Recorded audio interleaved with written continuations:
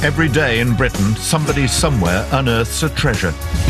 I am the finder of the largest pot of Roman coins ever. You were the very first person to pull that piece out of the river.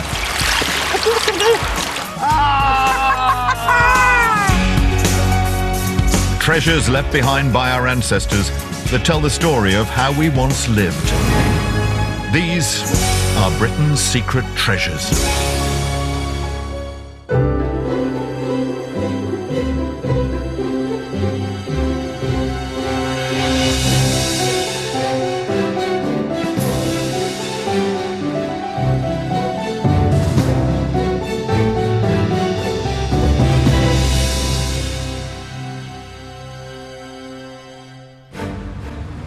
All through the week, we've been counting down the top 50 treasures found by you, the public, in gardens, fields and rivers, up and down the country.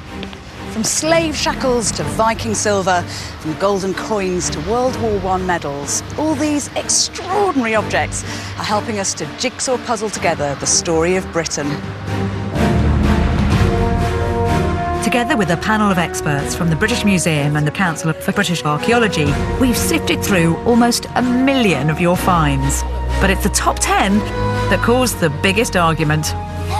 Yeah, really? No. I mean, if for the Vikings, that's their whole world in one vessel. Oh, swap that. So that's fine. So I get my Bronze Age and we ditch the helmet. Shall we do that? Today we've reached what our panel think are the most extraordinary of your finds.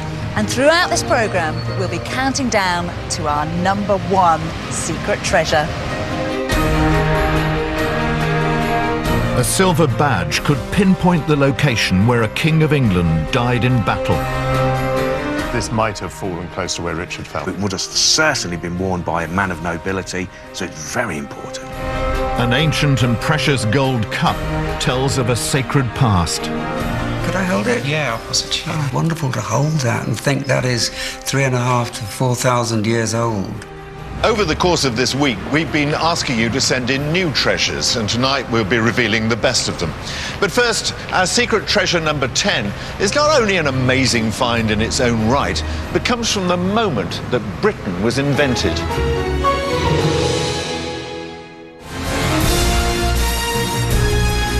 On the 6th of January 2007, engineer David Whelan and his son saw something glinting in the ground in a field in the Vale of York near Harrogate. Digging around, what they discovered amazed them. They found a silver pot filled with treasure. This was one of the largest hoards of Viking treasure ever discovered in Britain. 617 silver coins, brooches, necklaces and bars of silver. It was valued at just over £1 million and bought jointly by the Yorkshire Museum and the British Museum. John Sargent investigates. Some of the greatest treasures in the world have ended up here. Extraordinary, priceless treasures. And I'm here to see a very special collection. So, this is the Viking hoard? Yes, it's the biggest and most important Viking hoard found in this country for over 150 years. Oh, wow, it's terrific. What's fantastic about this is we've got the whole of the Viking world in one cup. We've got coins from as far away as the Middle East and Central Asia. This little piece of silver here, that's come all the way from Russia. These fabulous objects of Vikings' loot could have been gained from violence, raiding or trading. One coin in the hoard depicts the Vikings' chief English foe. You can read that it says here, Athelstan Rex To Bree. Right. Athelstan, king of all Britain. Athelstan was king of England from 925 to 939. Athelstan wasn't any old king. He turned a country split down the middle, half occupied by the Vikings, into England united, one kingdom for the very first time. The Vikings were banished, and as it says on the coin, Athelstan became king of all Britain.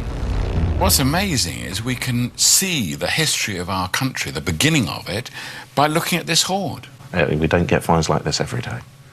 So this single coin is vivid testament to our first king, and the moment that Britain became an independent state, which is why it's extraordinary that King Athelstan isn't far more famous. Even the abbey where he's buried doesn't seem grand enough for a great king.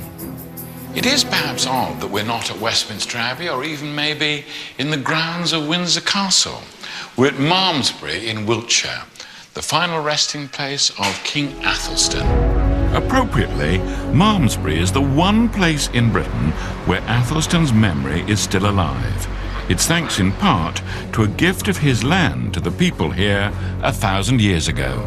Athelstan recruited men from this town to fight for him in a battle against the Vikings. For that, he gave them land, roughly 500 acres, and that's our heritage. And because of this, the people of Malmesbury still gratefully acknowledge Athelstan at a strange ceremony to swear in new freemen to the town. Turf and twig I give to thee, as free as King Athelstan gave to me.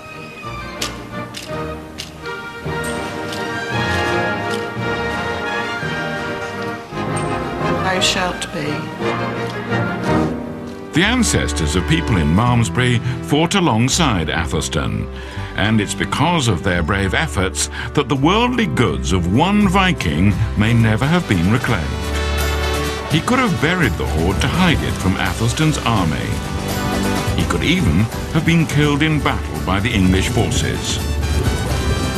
It's marvellous that Athelstan's memory is still kept so vividly alive here in Wiltshire.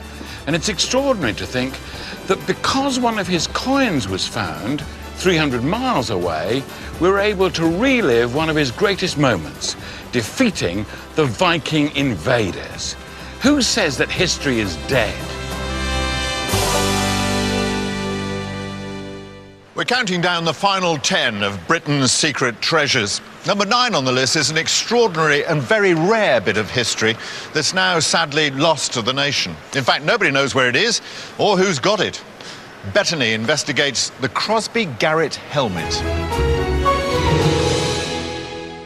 In May 2010, a young man was metal detecting in a field in Cumbria near Crosby Garrett, and he uncovered this bronze figure of a griffin, a kind of fierce mythological creature. Understandably, he carried on digging, and he uncovered no less than 68 metal fragments. What was extraordinary about this find was that all the bits of metal appeared to come from the same object. Although the finder informed the British Museum of his discovery, because it was made of bronze, not gold or silver, it was up to him what he did with it. So, he instructed London auctioneers Christie's to reconstruct and sell it. Within 6 months, they transformed the box of broken fragments into something truly astonishing. A unique and magnificent Roman parade helmet with a faceplate designed to shock and awe. This was such an extraordinary find for Cumbria that a local museum wanted it as the centrepiece of a new gallery. With only 3 weeks to the auction, the Tully House Museum in Carlisle started a fundraising campaign. We're getting donations being pledged from Canada, I remember, Brazil, Bulgaria. What surprised me and made me more determined, really, was the response locally. I remember going to a secondary school and they all started putting their hands up and saying, we're going to do a car wash, we're going to have a store, bake cakes, and they did. They were emptying piggy banks, and you know, the amount of excitement that it generated locally was just phenomenal. In just 3 weeks, they'd raised an astonishing £1.7 million to bid on the helmet. On the day the restored helmet went under the auctioneer's hammer in London, there was a great deal of interest. Now, ladies and gentlemen, we come to lot 47, the Crosby Garrett helmet. Can we have a starting bid, please? It went so quickly, it seemed to be a matter of seconds. I'm sure it was minutes, but it just rattled through really quickly. £100,000, 200, 300,000. I got a sinking feeling because the pace of the auctioneers seemed to suggest this is going to go incredibly high. 700, 800. The auctioneer shot over $1 million. 1.1 million, 1.2, 1.3. There was a bit of a pause at about 1.5 million, and I thought, maybe there's a chance here, maybe we could get it. Any more bids? and then suddenly it took off again. 1.6 million. We pulled out at 1.7 million. Hammer price was 2 million, and that's basically the last time I saw it. So this amazing piece of British Roman history never came to the Tully House Museum, and the public can't see it. Today, no one knows where the helmet is or which private collector owns it, and its disappearance has left a hole in history. Of course, money can buy you anything. In this case, a unique Roman helmet. But it certainly hasn't bought the love of historians and archaeologists and members of the public right across the country. Still to come, an ancient gold ring gives up its saucy secrets. So it looks like, I don't know, a couple arguing or kissing. Or having sex. Really? And a beautiful Roman bowl offers a rare glimpse of life on Hadrian's Wall 2,000 years ago. It's a real window into history. We're counting down the final top 10 objects discovered by you, the British public. Extraordinary finds that have changed the way that we view our past. That's true. And number 8 on our list is tiny, but perfect. It's a gorgeous gold seal ring that was discovered in 1998 on a patch of waste ground just outside Norwich by a member of the public who wants to remain anonymous. Local girl Mylene Class goes in search of an East Anglian fairy tale.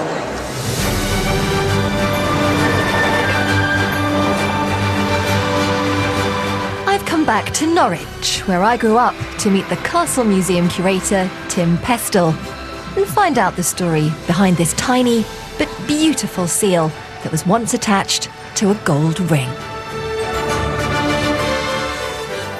Hold it. Tiny. Oh, it's quite heavy. It is, yes. It's 98% pure solid gold. Oh, wow. So it looks like, I don't know, a couple arguing or kissing. Or having sex. Really? Possibly. My eyesight must be bad. I didn't see that. The image on the ring shows a bearded man and a long-haired woman in a naked embrace. Once pushed into wax, the ring made an imprint that was used as a seal. This saucy stamp was meant for a lover, but the flip side is more official and intriguingly has the name of the person who owned it. You can read the name Baldehildis, a 7th century queen. That's amazing. So this is a queen's? We think so, yes. Baldehildis was the ultimate local girl made good. Born in 7th century East Anglia, she rose to become the Queen of Franks, an area that covered much of modern-day France. I'm travelling to a town outside Paris where Baldehildis lived towards the end of her life to find out more about her. Baldehildis wasn't born into royalty. Amazingly, she was an Anglo-Saxon slave. But legend has it, she was so beautiful that she enchanted none other than the King of Franks himself. And in 648 AD, the slave girl became his queen. I hate the idea of anyone thinking they have ownership over anybody else, so this girl becoming a queen from the ranks of a slave, that's like a real fairy tale. I'm meeting medieval expert Martin Ryan in a museum in the town of Shell. Astonishingly, personal items from Baldehildis' life still exist here. Just down there at the bottom there, you might be able to see the lock of her hair. Look at that. I want to find out what the slave girl did with her newfound royal power. Someone about 10 years after her death wrote down her life stories. I've got a translation here. She gave orders through all the lands that no one was to sell captive Christians within the borders of the Frankish realm. So she tried to stop She tried to stop the slave trade, yeah. Slavery was a common practice in medieval Europe. It actually wasn't made illegal until as late as the 19th century. So Baldehildis' decree to stop it was 1,000 years ahead of its time. As you can see, the last years of Baldehildis' life were spent in a monastery, where she would have given up all of her worldly goods. The gold ring is so personal, it could be that Baldehildis sent it back to her family in East Anglia. On the flip side, you have a couple having sex. You can't really take that into a monastery without nuns talking. Not the kind of thing you take in, though. Baldehildis was an incredible woman, and for me, this ring represents her finest moments. A woman in love and a queen in power. And that is why it deserves its place at number 8 in the list of treasures. The finder of the seal has discovered a very personal slice of history. A discovery to be proud of. Indeed. Now, number 7 in our final countdown is an incredibly important find from Roman Britain. Not only does it give us clues to one of the greatest monuments from that period, but it also brings us up close and personal to one man who was sent to this outpost of the Roman Empire.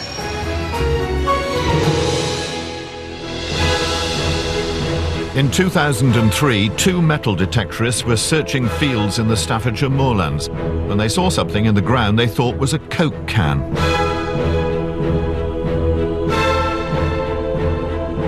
When Kevin Blackburn dug it out, what he and his colleague Julian Lee actually found was an extraordinarily rare and beautifully decorated Roman copper pan or bowl. What's exceptional about this bowl is that it's one of only a few objects that refer directly to the time when Hadrian's Wall in the north of England was a manned fortification.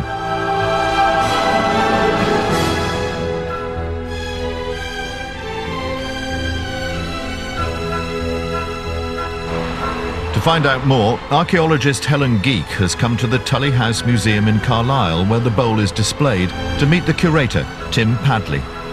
And this is the Staffordshire moorland. So tell me what the inscription means. Well, it has the names of the forts at the western end of Hadrian's Wall, starting at Myus, Cogobato, then you leap to Camaglana, and possibly the earliest reference to Hadrian building the wall.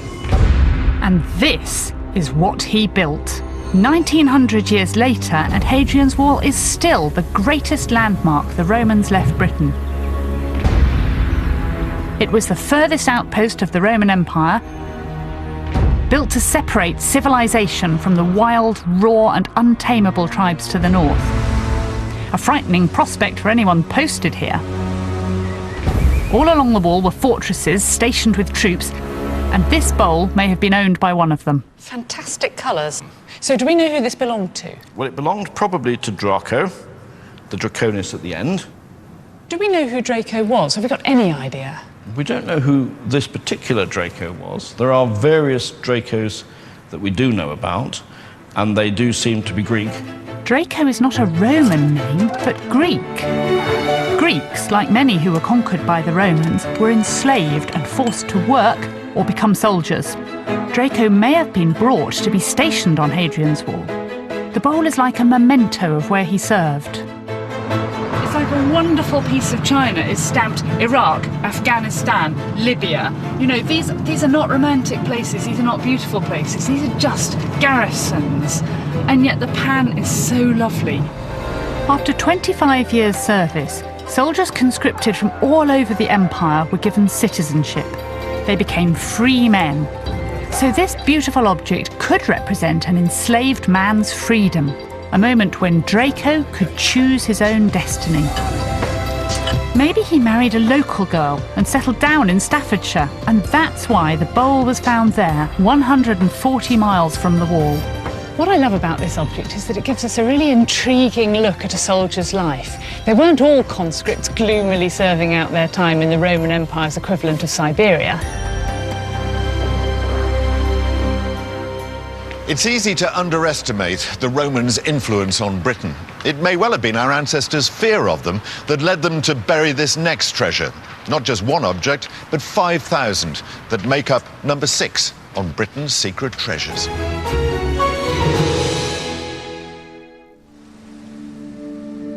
Our next object was discovered in the Leicestershire town of Hallerton in 2000. I'm meeting retired teacher Ken Wallace to hear about his find. How did you find this hoard? I scrubbed the top of the soil with the tip of my boot. Not very scientific. No. Not the archaeologist in action. 2 Iron Age coins popped up, and you can tell they're Iron Age because they're saucer-shaped rather than plain discs. The site was littered with coins, so I was really just collecting the ones that were blatantly near the surface. The dig wasn't actually started until September the following year, which was done by Leicester University. What was discovered was no less than 5,000 silver and gold Iron Age coins from the 1st century AD. The vast majority of coins were Colretovi, which is the tribe of the Leicestershire area. However, almost every other tribe was represented by their coinage. But that was just the beginning, wasn't it? Oh, that was just the beginning, yes. Perhaps most bizarrely on the surface, about 400 to 500 pigs, or the remains of pigs, and the vast majority had their front forelimb missing. The bones of more than 300 slaughtered pigs, each with the right front leg cut off. What was this place? One reason these extraordinary objects and the ritual pig bones might have been buried is because all the tribal chiefs came together to prepare for a new and frightening enemy. In 43 AD, the Romans began their second invasion of Britain. All the tribal leaders needed as much help as they could get. What we now think, based on this site, is they were all coming together on this hilltop to bury their gold and their silver together, to pray to their gods and to deposit their coins in the hope that the gods would look favourably on them.